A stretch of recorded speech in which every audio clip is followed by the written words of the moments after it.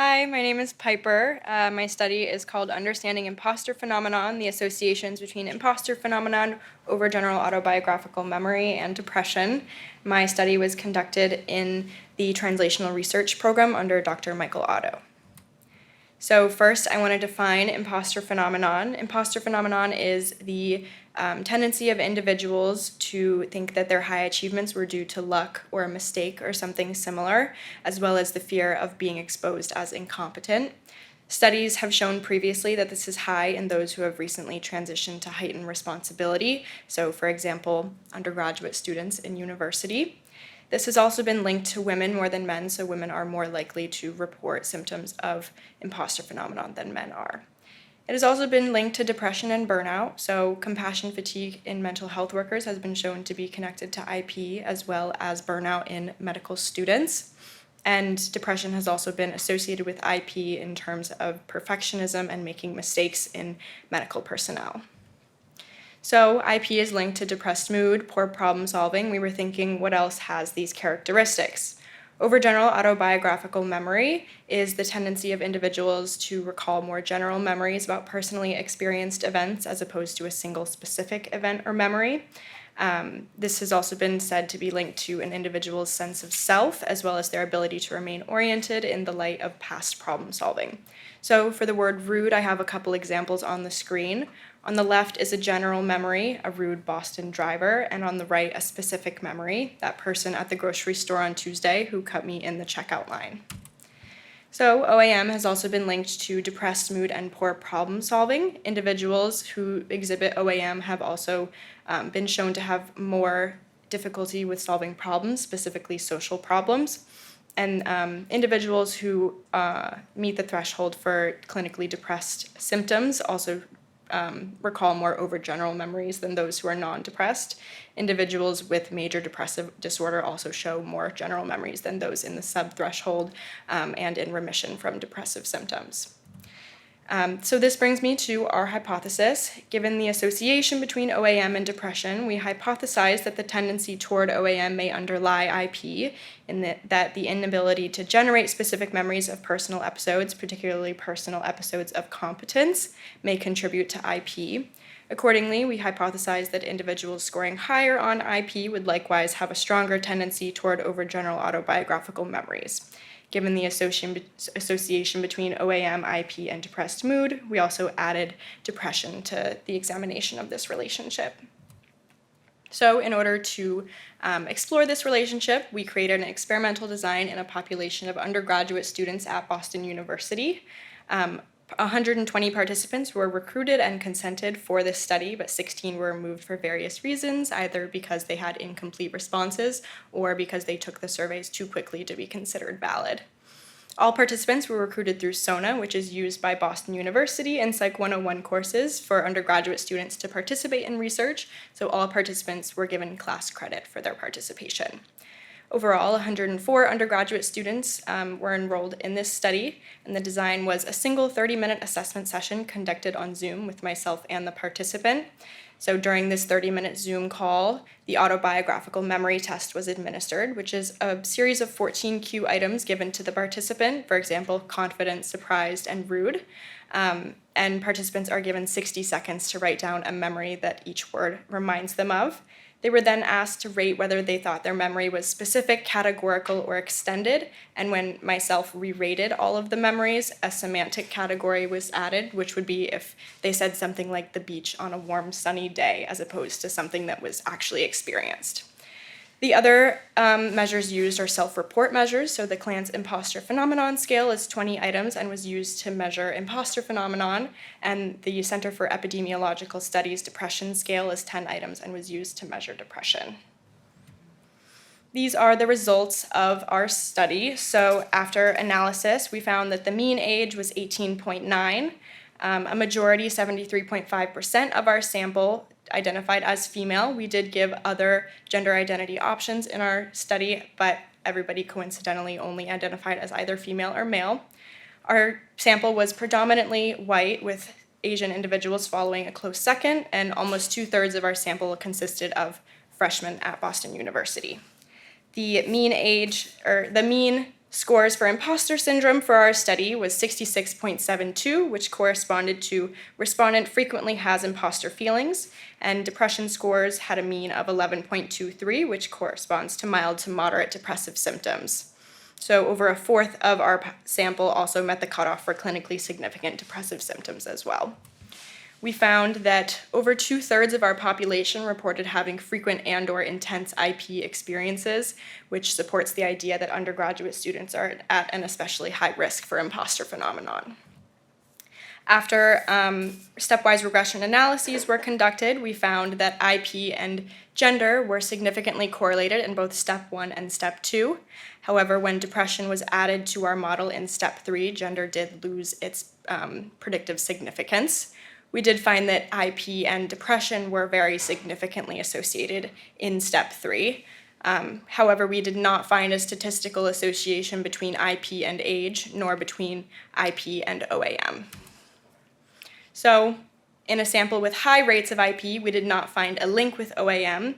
However, we did find that female gender was linked to higher IP, which supported previous studies where women were more likely to report symptoms of IP than men. We also replicated findings showing a link between depressed mood and IP. Depressed mood reliably has also been found to be higher in women than in men. In a novel finding, we showed that rates of depressed mood statistically explain differences in IP scores between those identifying as female and male. So, despite repeated documentation of high rates of IP in certain populations, for example, those transitioning to heightened responsibility, the field does not have a valid explanation for what factors might underlie imposter phenomenon. Although depressed mood is often associated with IP, it's not known whether IP leads to depression, depression leads to IP, or if they're both mutually responsible. Our finding that depressed mood statistically explained the gender difference in IP scores needs additional follow-up as well. Our study is not without limitations either, so everybody in our sample was traditionally college-aged between the ages of 18 and 24. Everybody in our sample also was an undergraduate student at Boston University in Boston, Massachusetts, so depending on the culture of different places, our sample may have different results than somebody, say, on the West Coast of the United States. Everybody in our study was also enrolled in Psychology 101 and therefore may have had a background on the psychological concepts discussed in our study. Future studies would benefit from a larger geographic range, additional transitional environments outside of Boston University, such as other universities, as well as maybe vocational environments. And the relationship between IP, depressed mood, and gender would also benefit from further exploration in order to provide better quality treatment and intervention for these issues. Thank you.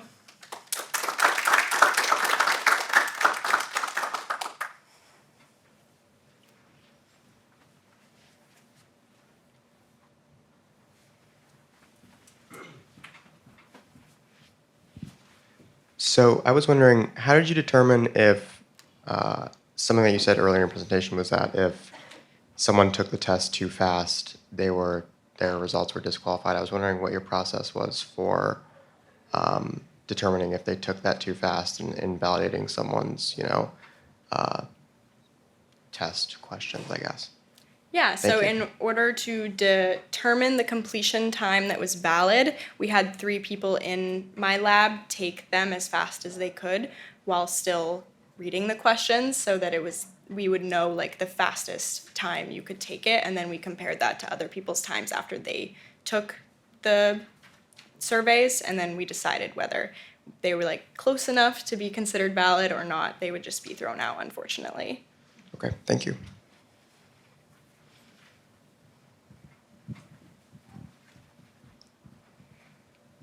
I'm curious to know, I know you touched on depression and the impact that that could have on imposter phenomenon, but like while you were reading and researching about this topic, were there any other things like anxiety that you think could also be possible, including factors in like future directions? So actually, when I was doing literature review for this project, I found that depression was more significantly associated with IP, and anxiety actually had very little impact, which I thought was interesting. Something else that's been brought up as well is feelings of shame. So I think that's something that would also benefit in future studies, kind of including that as a variable, and seeing how those things are mutually responsible for IP. I have a question. I'm very interested in this topic. I think it's super interesting, the study that you ran. And I guess it just makes me wonder if this is sort of a experience that is inevitable as an undergraduate student, and maybe what your thoughts are just on that sort of question, and if you thought about that at all. Or if you do believe that, then what are the necessary steps and measures that should be taken to avoid this, or is there almost no way of avoiding it? I feel like everybody comes to college with an expectation, and especially when you're going from like, high school or like a university to like a prestigious program or something, you feel like everybody around you is at the same level, like everybody's in the same place and going through the same process. But it's kind of difficult to kind of remember that you're just as qualified as all of the awesome people that you see around you. So I think in some ways it is inevitable, and I think the reason that I did research like this was to see if there's anything that can be done to kind of mitigate that effect and address the issue. But as of right now, I feel like, yeah, it is like a little bit inevitable, especially if you do have, a little bit of low self-esteem, depression, anything like that.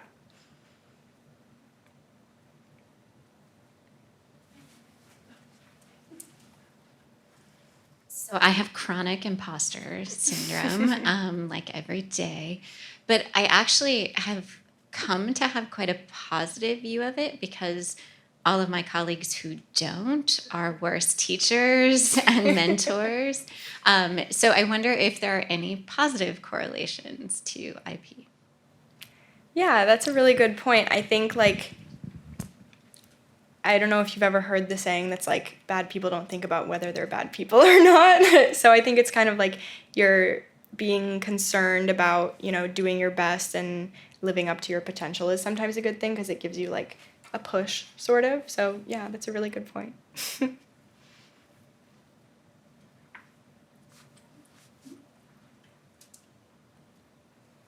Piper, this is so great. And you talked in the beginning about overgeneral autobiographical memory and how I think it seems like you didn't find kind of the correlation there that you thought you might.